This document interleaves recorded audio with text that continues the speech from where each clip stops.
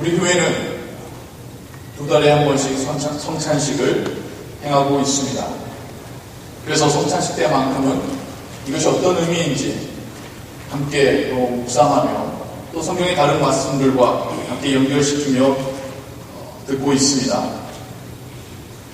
성찬식은 쉽게 말하자면 식사이죠. 먹는 예식입니다. 예수님께서는 예수님의 십자가를 가르치시면서 이 식사를 연결시키셨습니다. 왜 그러셨을까? 한번 우리가 생각해 보아야 하겠습니다. 예수님께서 십자가에서 죽으심을 기억하게 할 수 있는 매개체는 식사 말고도 참 많습니다. 유월절에 어린 양이 죽었듯이 실제로 어린 양을 혹은 작은 짐승을 죽이는 것으로도 예수님의 죽음을 기억할 수도 있는 것일 거고요. 아니면 죽음을 의미하는 듯이 깊은 물속에나 혹은 깊은 동물 속에 들어갔다 나올 수도 있는 것이고요. 아니면 빛이 전혀 없는 어두운 공간에 있는 것도 주님의 죽음을 기억할 수 있는 방법이 될 것입니다. 근데 굳이 주님은 식사를 예수님의 죽음과 결부시키시면서 설명하셨습니다. 그리고 제자들에게 이 식사를 명령하셨습니다. 예수님이 굳이 이걸 명령하지 않으셨어도 식사는 계속할 터인데 왜 그러셨을 것인가? 그리고 오늘날 우리까지도 왜 이 빵과 포도음료를 먹는 이 예식을 계속 행하는 것인가 생각해 보아야 하겠죠. 그것을 이해할 수 있는 힌트로 예수님의 말씀 가운데 요한복음 6장 56절과 57절을 우리가 한번 읽어볼 필요가 있습니다. 제가 먼저 여러분 읽겠습니다. 56절입니다. 내 살을 먹고 내 피를 마시는 자는 내 안에 거하고 나도 그 안에 거하나니 살아계신 아버지께서 나를 보내심에 내가 아버지로 인하여 사는 것 같이 나를 먹는 그 사람도 나로 인하여 살리라. 예수님께서는 먹는다는 표현을 통하여서 우리의 밖에 있는 것이 우리 안으로 들어오는 이 행위에 대해서 말씀하고 계십니다. 그것이 가장 대표적인 게 식사이죠. 우리가 살면서 하는 여러 가지 행위들이 있습니다. 하지만 우리의 생명 연장을 위해서 가장 중요한 것은 받아들이는 거예요. 음식이든 물이든 심지어 공기마저도 받아들일 때에 우리가 살 수 있는 것이죠. 운동에 우리 몸을 유익하게 할 수 있지만 필수적인 건 아닙니다. 소리치는 것, 노래 부르는 것, 어떤 특정한 의미가 있는 행위일 수는 있지만 정말 우리의 생명에 직결되는 것은 아니죠. 하지만 음식을 먹지 않으면 살 수가 없습니다. 내 밖에 있는 은혜로운 것이 내 안에 들어옴으로 내가 나와 하나가 되고 그 나의 삶이 더 연장이 되어가는 것. 예수님은 십자가의 의미를 이것과 연결시키고 있는 것입니다. 식사라고 표현되는 이 행위를 통하여서 주의 은혜가 우리 안에, 주님이 우리 안에 오셔서 우리와 하나가 되고 우리 생명을 주장하시고 우리와 함께 하시는 것, 우리와 함께 살아가시는 것. 주님은 십자가와 식사를 이렇게 연결시키셨습니다. 그래서 예수님의 제자들은 예배와 함께 식사의 자리를 항상 같이 했습니다. 그냥 우리식으로 하는 조그만 빵 한 조각에 조그만 잔 하나 먹는 게 아니었습니다. 제대로 된 식사를 매번 예배 때마다 했습니다. 그러니까 예배가 저녁이었어요. 저녁에 모여서 예배드리고 그리고 그 예배가 식사로 연결이 되면서 밤 늦은 시간까지 찬양을 부르기도 하고 하나님께서 한 주간 나에게 주신 은혜들을 나누기도 하고 어떤 일이 일어나서 내가 성경 구절 중에 정말 지난주에 이걸 읽는데 너무 은혜로웠어요 하면서 성경 구절을 읽기도 하고 그래서 완전히 식사만이 아니라 진정한 의미의 친교가 이루어지는 그런 자리들을 함께 했었습니다. 예루살렘에서뿐만 아니라 사도들이 이제 복음을 전하여서 다른 땅에도 다른 민족에게도 교회가 세워질 때에 이 식사를 계속 같이 했었습니다. 사도 바울이 고린도에 가서 복음을 전하고 교회가 세워졌을 때에도 이것을 전하였고 이것을 함께 예배와 함께 행하도록 당부했었습니다. 근데 고린도전서의 이야기를 들어보니까 그 고린도 교회에 이 부분에 대해서 문제가 생겨나게 되었다는 거예요. 고린도 교회는 고린도 지역 자체가 무역항이었습니다. 그러니까 경제적으로 매우 풍요로운 곳이지만 동시에 돈 많은 사람이 있으면 가난한 사람이 있듯이 그 당시에 대부분의 로마 지역이 그랬듯이 소수의 사람만 부유하고 많은 이들은 노동자로 살아갔던 그런 도시였었습니다. 그것은 교회 안에서도 동일한 모습으로 나타났던 거예요. 그래서 부유한 자들은 시간도 한가롭잖아요. 빨리 와서 맛있는 음식 가지고 와서 기다리지 않고 그냥 먼저 나눠 먹는 겁니다. 거나하게 먹고 취해가지고 인사불성이 될 정도인 거죠. 노동자들은 하루 종일 일하고 땀에 절어서 지쳐서 배고파서 모였습니다. 이미 식사장이 끝나 있는 거죠. 그들은 줄임배를 움직이지 않고 돌아가야 했었습니다. 그것도 한두 번이지. 계속 이제 반복될수록 그 안에 일어났었던 불평과 불만과 이런 것들은 얼마나 심했었을까요? 교회가 나뉘어지기 시작합니다. 서로에 대한 원망과 정죄가 그 안에 심하게 일어나게 됩니다. 하나여야 될 교회가 하나가 되지 못했습니다. 이에 사도 바울은 성찬식의 의미가 무엇인지를 다시 한번 가르쳐주고 있는 거죠. 주님께서 죽으시기 전 이것을 왜 우리에게 주셨는가를 알려주고 있는 것입니다. 저는 오늘 여러분들과 함께 여기에 연결해서 사도 바울이 좀 더 설명하고 있는 부분을 더 묵상했으면 좋겠어서 또 오늘 이 본문을 택하였고 여러분과 함께 읽었습니다. 성찬식의 의미가 무엇인지, 빵이 찢어지는 것이 예수님께서 그 몸이 찢겨지시는 곳으로, 포도잔이 부어지는 것이 예수님의 피가 흘리는 곳으로 설명한 이후에 주님께서 다시 오실 때까지 이 복음 전하는 것이 이 성찬에 참여한 자들의 의무다, 해야 될 소명이다 가르친 바울이 이야기를 더 이어갑니다. 복음서나 다른 데 없는 이야기가 더 연결이 됩니다.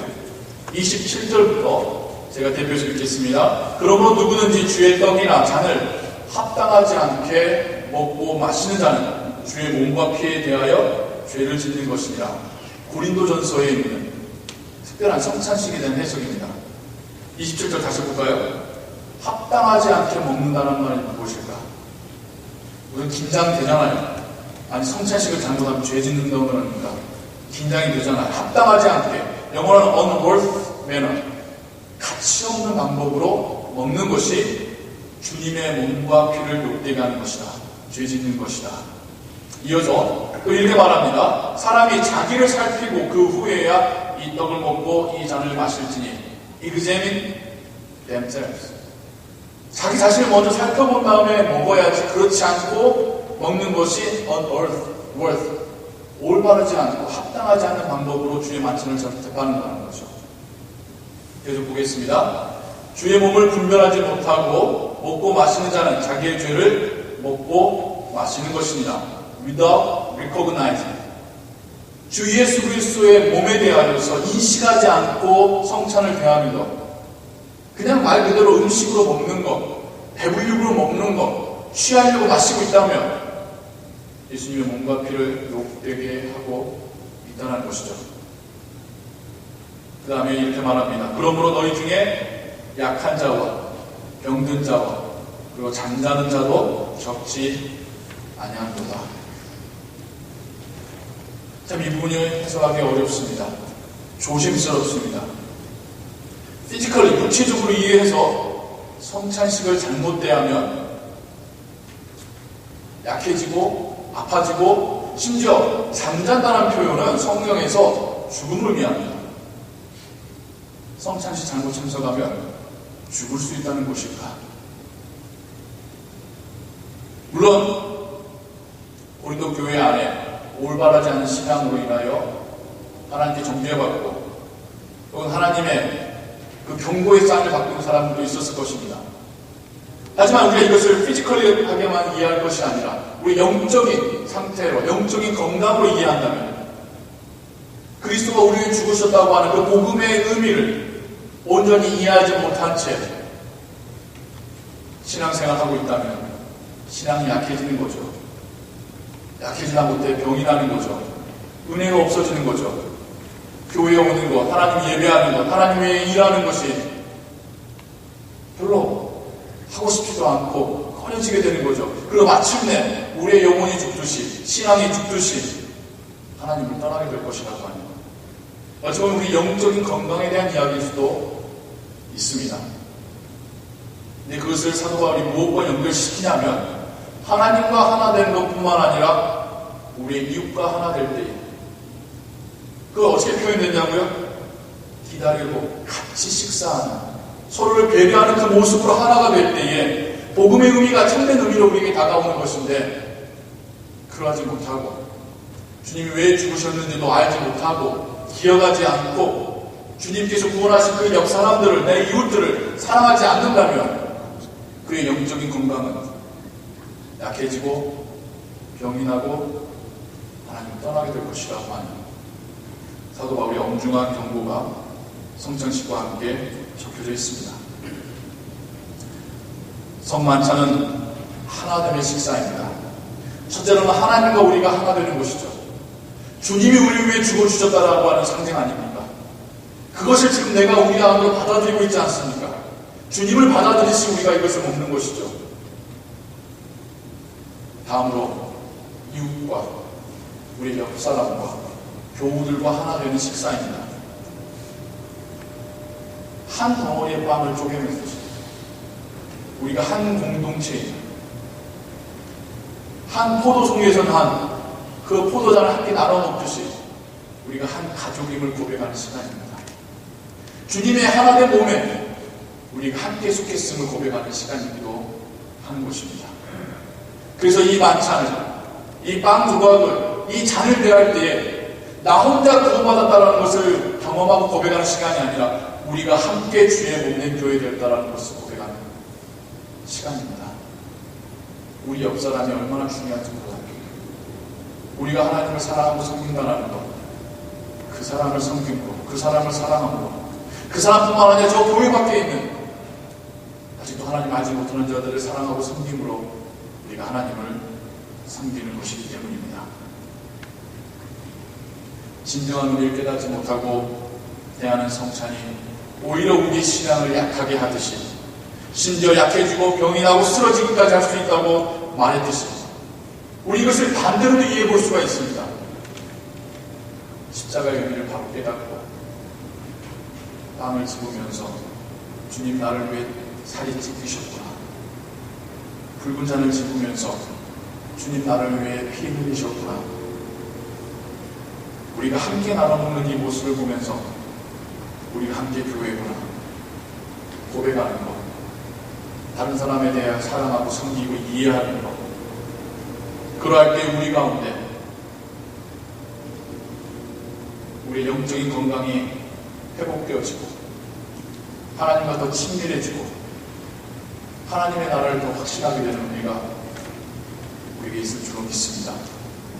성찬을 통하여 이 의미를 놓친다면 우리 신앙이 더 약해질 것입니다. 성찬을 통해서 우리가 이 의미를 더 굳건히 붙잡고 내가 그렇게 살아가겠노라 하나님께 그랬더란다면 반대의 의미가 우리에게 부어질 줄로 믿습니다. 사랑하는 성도 여러분, 우리는 주님을 믿는 사람들입니다. 우리에게 신앙은 행위가 아니에요. 우리에게 신앙은 예식이 아니고 거칠가 아닙니다. 어떤 커리어가 아닙니다. 진짜 우리의 진정한 마음입니다. 신앙이라는 것, 성경 공부 참여하고 기도에 참여하고 그것이 신앙이 아니라, 그런 것은 우리의 반응이고 표현이겠지만 진짜 우리의 신앙이라는 것은 믿음입니다.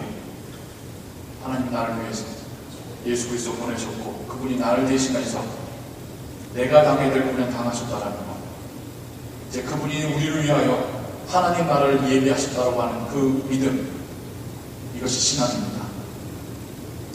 그리고 내 옆에 있는 그 사람도 주님이 그렇게 구원하셨구나 고백하는 것, 그래서 그 사람을 대할 때에 정말 귀한 마음 가지고 대하는 것, 이게 바로 신앙입니다. 더불어서 주님께서는 밖에 있는 것을 우리가 섭취하는 이 식사라는 행위를 통하여서 주님이 우리와 함께 되는 것을, 하나 되는 것을 비유로 설명하여 주셨듯이 하나님의 은혜는 매일의 삶 가운데 우리에게 부어지고 공급되어지고 있습니다.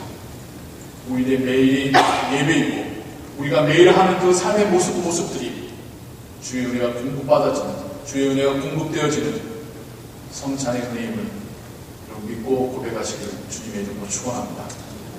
더불어서 오늘 떡과 잔을 대하실 때에 주님 나를 위해 죽어주셨음을, 이걸 함께 나눠먹는 우리가 교회임을 고백하시며 하나님께서 우리 각 사람의 영적인 건강을 회복시키시기를 또한 주님의 이름으로 축원합니다. 기도하겠습니다.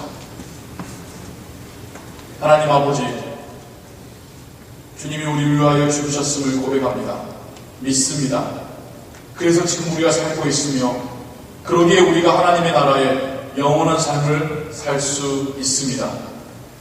나만 구원하신 게 아니라 하나님은 많은 영혼들을 택하셨고 구원하셨습니다. 하나님을 믿고 하나님을 사랑한다는 것, 사람조차 사랑하지 못한다면 어떻게 보이지 않는 하나님을 사랑할 수 있겠습니까? 내 옆에 있는 사람마저 섬기지 못한다면 어떻게 보이지 않는 하나님을 섬길 수 있겠습니까? 오늘 우리가 주의 만찬에 주님께서 제정하시고 명령하신 그 음식 식탁에 함께 참여할 때에 내 이웃을 사랑함으로 하나님을 사랑하겠노라, 내 이웃을 섬김으로 하나님을 섬기겠노라 고백하는 우리가 되게 하여 주옵소서. 주 예수 그리스도의 이름으로 기도하옵나이다. 아멘.